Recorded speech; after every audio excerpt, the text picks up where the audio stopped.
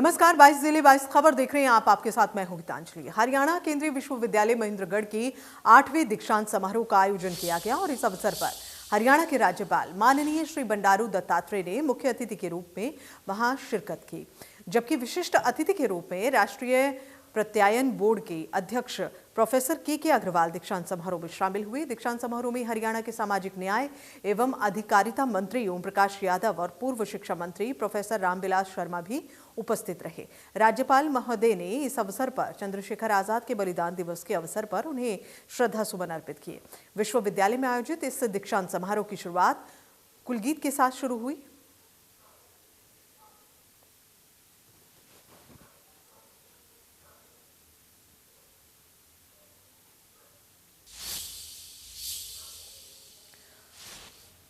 और भिवानी में चल रहे 38वें पशु मेले के समापन समारोह में सीएम मनोहर लाल पहुंचे, जहां सीएम ने ऊंट की सवारी की। साथ ही सीएम मनोहर लाल ने गाय, भैंस, ऊंट और बकरियों की रैंप वॉक भी देखी और समापन समारोह में सीएम मेले में विजेता पशुपालकों को सम्मानित भी करते नजर आए।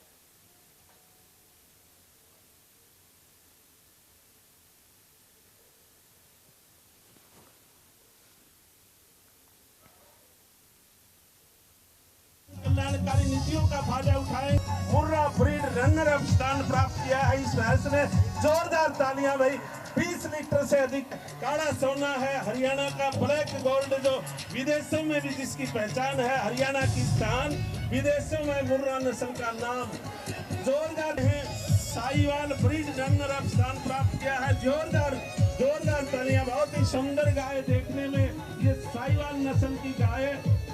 3 दिवसीय राज्य स्तरीय पशु मेले में सटीक पशुपालक आकर की जानकारी। जोरदार तालियां सभी से निवेदन।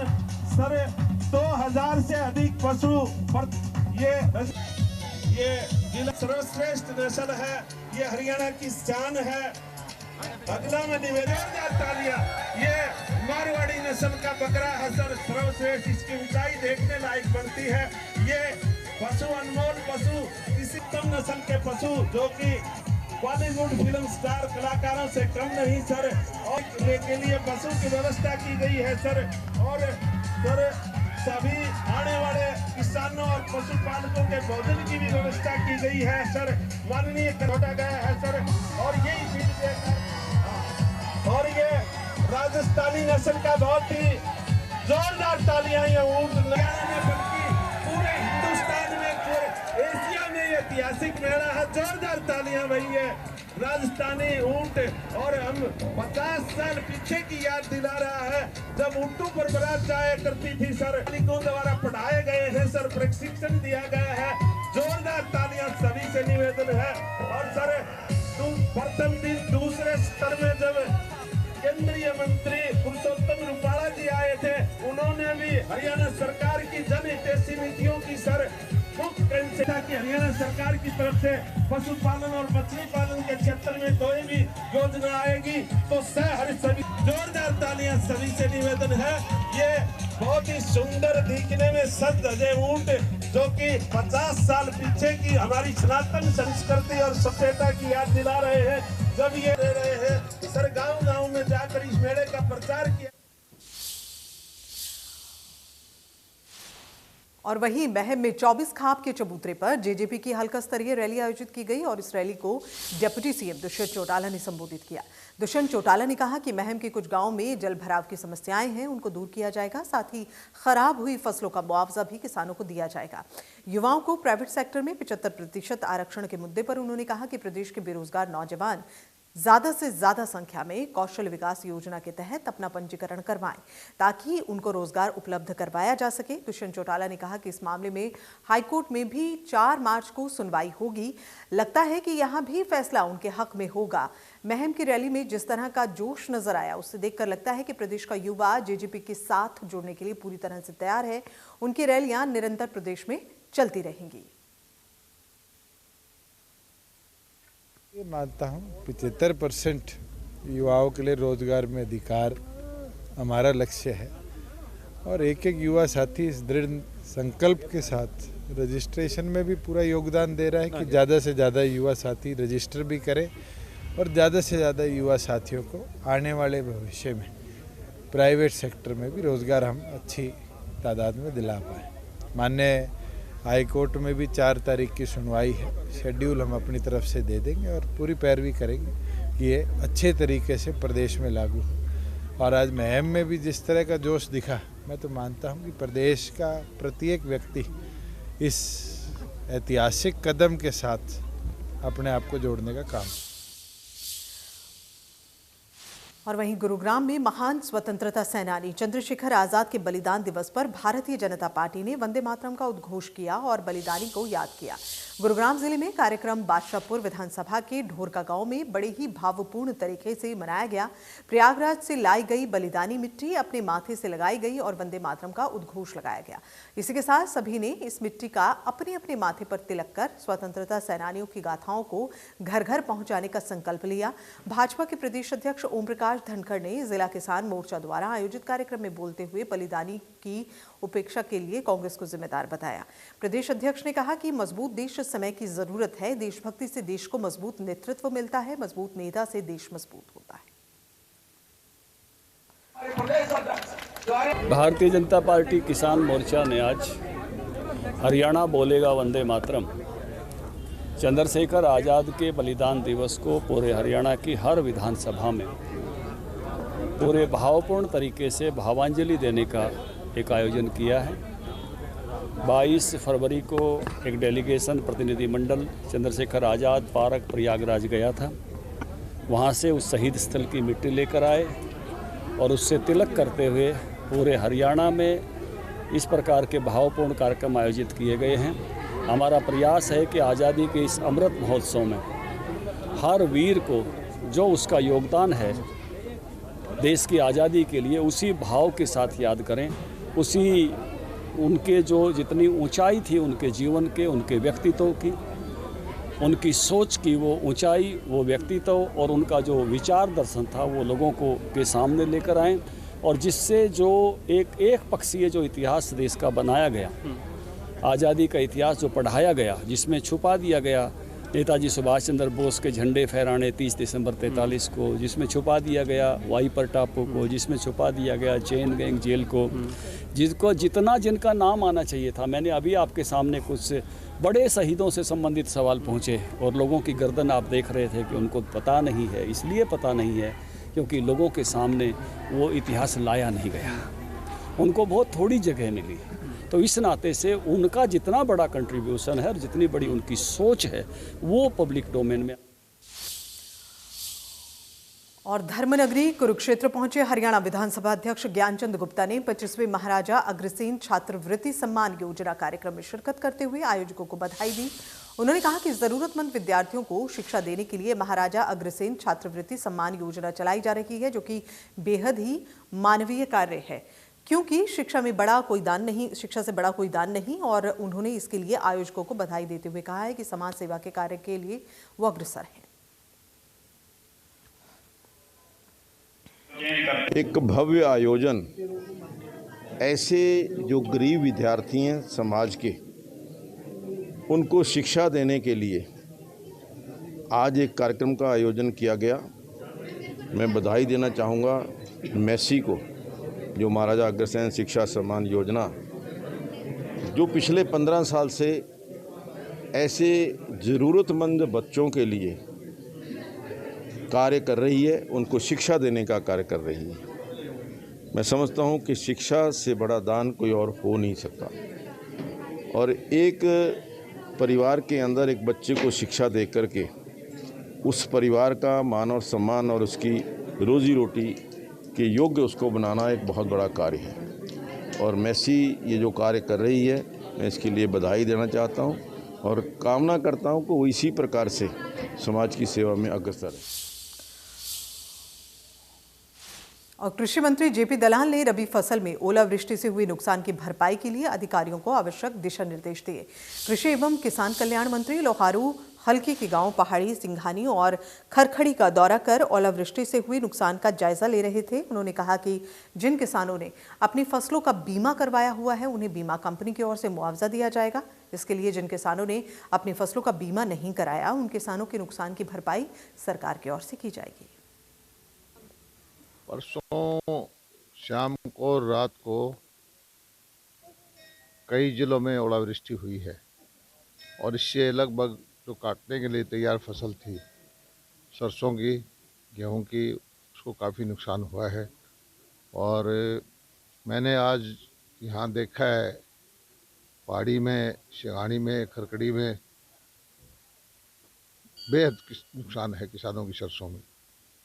स्पेशल गिरदावरी के लिए इनको बोल दिया गया है और जो बीमा वाले किसान हैं वो सब फार्म भर के दे दें, क्योंकि बीमा कंपनी का कानून ये है कि 36 घंटे में 72 घंटे में उनको फार्म भर के देना होता है। और मैं सब जो कृषि विभाग के अधिकारी हैं उनको बोलूँगा कि गांव-गांव में जाकर के वो फार्म भरवाएं।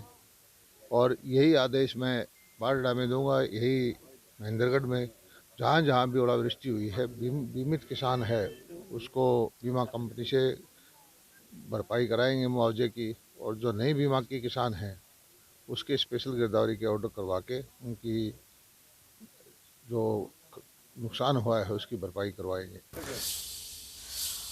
और वहीं दूसरी ओर जींद में बीजेपी कार्यकर्ताओं ने महान क्रांतिकारी चंद्रशेखर की पुण्यतिथि पर बलिदान दिवस मनाया। इस कार्यक्रम की अध्यक्षता बीजेपी किसान मोर्चा के जिला अध्यक्ष संदीप लोहान ने की। इस कार्यक्रम में मुख्य अतिथि के रूप में बीजेपी के पूर्व प्रदेश सचिव जवाहर सैनी ने शिरकत की। कार्यक्रम में कार्यकर्ताओं ने चंद्रशेखर आजाद की प्रतिमा पर पुष्प अर्पित किए। कार्यक्रम में लोगों को संबोधित करते हुए किसान मोर्चा के जिला अध्यक्ष संदीप लोहान ने कहा कि देश की आज़ादी में क्रांतिकारी चंद्रशेखर आजाद ने अहम भूमिका निभाई। देश के युवाओं में एक नई क्रांति वो लेकर आए। देश उनके बलिदान को कभी नहीं भूलेगा।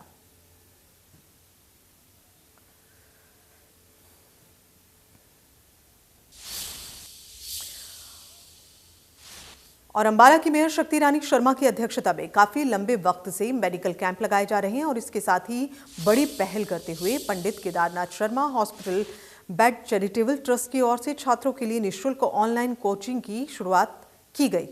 फर्स्ट इन क्लास कार्यक्रम का विमोचन करने अंबाला की मेयर शक्ति रानी शर्मा पहुंची। वहीं ऑनलाइन क्लासेस के लिए रजिस्ट्रेशन करवाने पहुंचे बच्चों का ये कहना है कि प्राइवेट कोचिंग काफ़ी महंगी होती है। अब हम परीक्षा से पहले यहां से निःशुल्क कोचिंग लेकर तैयारी कर सकेंगे। ये निःशुल्क कोचिंग कार्यक्रम मेयर शक्ति रानी शर्मा की पुत्रवधू की देखरेख में चलाया जा रहा है।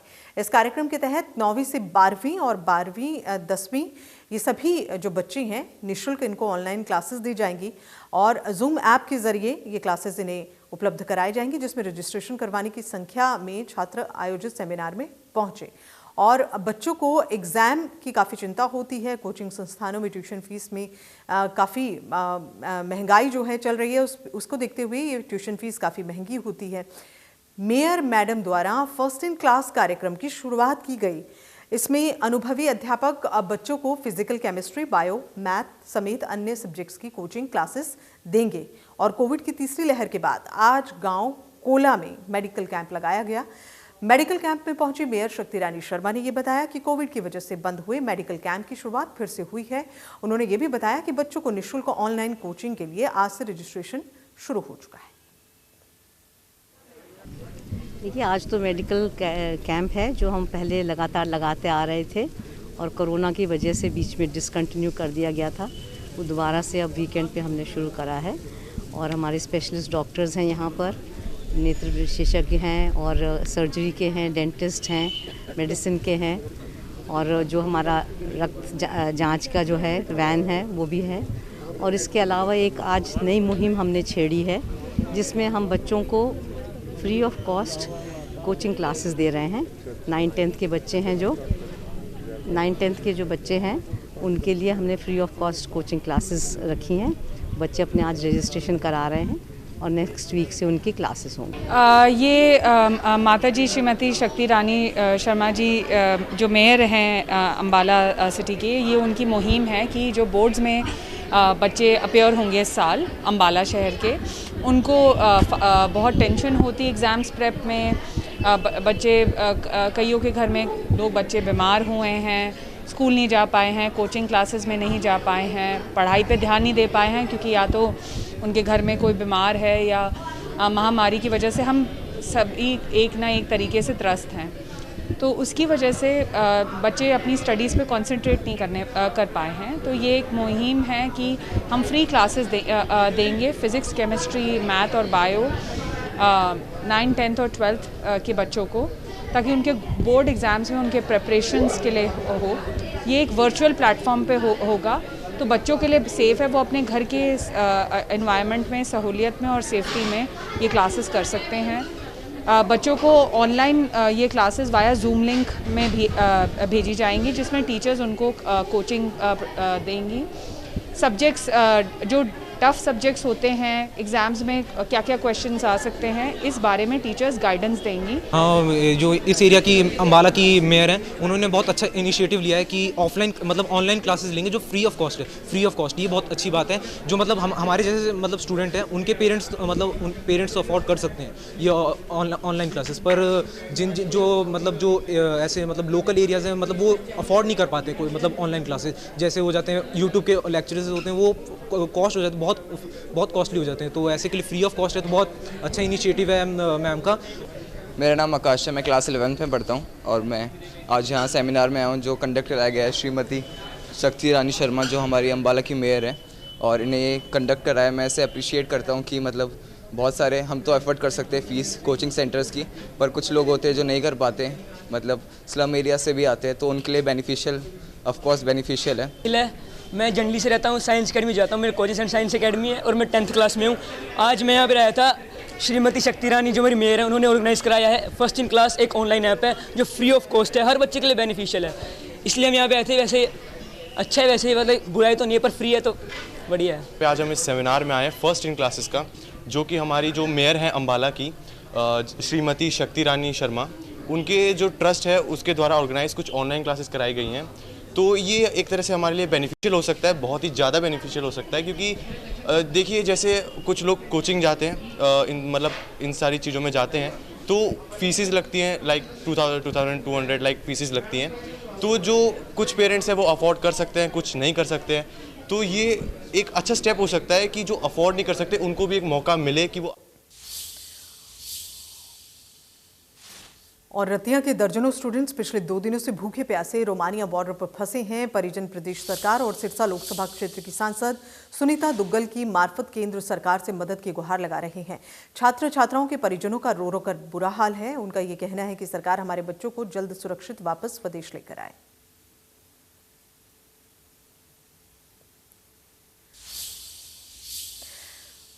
और रूस और यूक्रेन, इनके बीच जंग लगातार जारी है। जंग का आज चौथा दिन है। यूक्रेन में पढ़ रहे कई भारतीय छात्र फंसे हैं।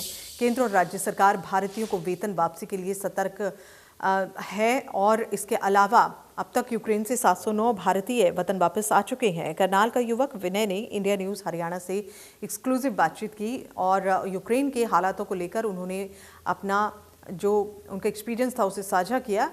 और उन्होंने ये बताया कि पोलैंड और रोमानिया में से लगते यूक्रेन बॉर्डर पर भारतीय लोगों की भारी भीड़ जमा है, लेकिन 2-4 वाहनों को ही जाने की अनुमति है।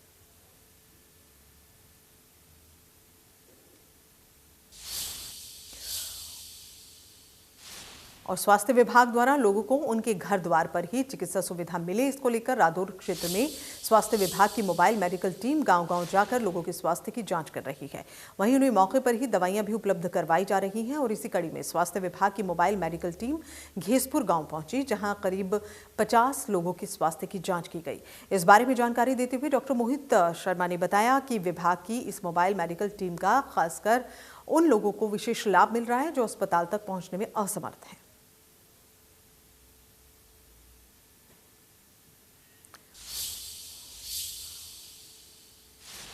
और चरखी दादरी में पोलियो अभियान चलाया गया। जिले में जगह जगह टीमें गठित की गई। उपायुक्त प्रदीप गोदारा ने रिबन काटकर इसका शुभारंभ किया। इस मौके पर सिविल सर्जन सुदर्शन परवार ने साथ में मौजूद रहे और पोलियो अभियान के लिए 30 टीमें शहर में लगाई गई। जिला उपायुक्त ने कहा कि कोई भी केस नहीं है। दादरी जिले में पोलियो का घर से निकले 5 साल के बच्चे को पोलियो खुराक पिलाई जा रही है। सिविल सर्जन सुदर्शन पवार ने ये कहा है कि हमारी टीमें 3 दिनों में से पोलिंग अभियान चलाएगी।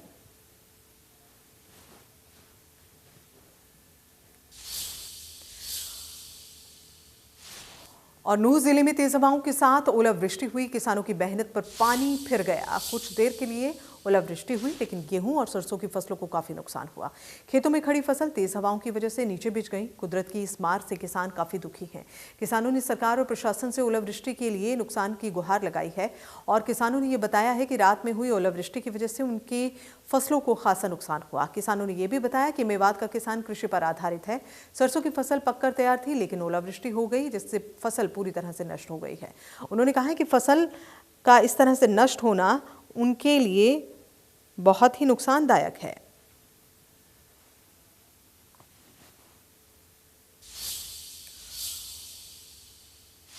और झज्जर बादली मार्ग पर एक जेसीबी की चपेट में आने से बाइक सवार युवक की मौत हुई है। मृतक की पहचान गांव सिरानी, जिला झज्जर निवासी सुभाष के रूप में हुई। पुलिस के अनुसार सुभाष अपने एक अन्य साथी देवेंद्र के साथ बाइक पर सवार होकर झज्जर आ रहा था और वो जहांगीरपुर गांव के पास पहुंचे तो वहीं पीछे से रॉन्ग साइड से आई जेसीबी ने उनकी बाइक को टक्कर मार दी और हादसे में सुभाष की मौके पर मौत हो गई। देवेंद्र को गंभीर अवस्था में झज्जर नागरिक अस्पताल लाया गया और यहां चिकित्सकों ने उसे प्राथमिक उपचार मुहैया कराए जाने के बाद उसकी गंभीर हालत को देखते हुए उसे रोहतक पीजीआई रेफर कर दिया।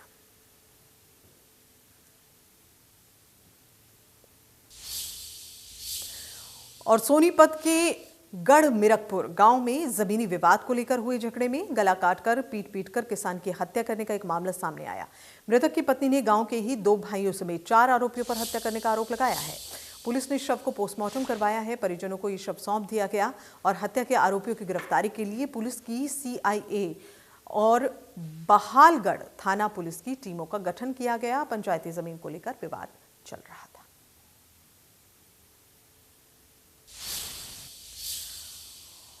और पंजाब की तरह अब हरियाणा में भी युवा पीढ़ी नशे की गिरफ्त में है, उलझती चली जा रही है, जिसका खामियाजा न केवल नशेड़ी व्यक्ति को बल्कि उसके परिवार को भी भुगतना पड़ता है। और इसी सिलसिले में रेवाड़ी के औद्योगिक कस्बा बावल में शराब ठेके के बाहर 36 वर्षीय कंपनी कर्मचारी का शव लावारिस हालत में पड़ा मिला और पुलिस की माने तो मृतक युवक बिहार का रहने वाला बताया जा रहा है। बावल की एक निजी कंपनी में ये काम कर रहा था, लेकिन शराब पीने का आदी था।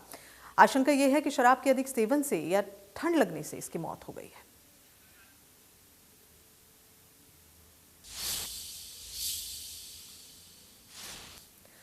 और पलवल में पुलिस को एक बड़ी सफलता हाथ लगी है। पुलिस ने गौ रक्षकों के सहयोग से गांव मेलपुर के निकट नाका लगाकर 5 गायों को बचाया।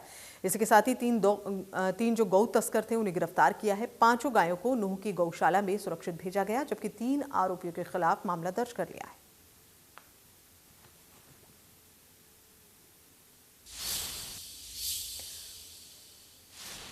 और इसी के साथ बुलेटिन में इतना ही। दीजिए इजाजत। नमस्कार।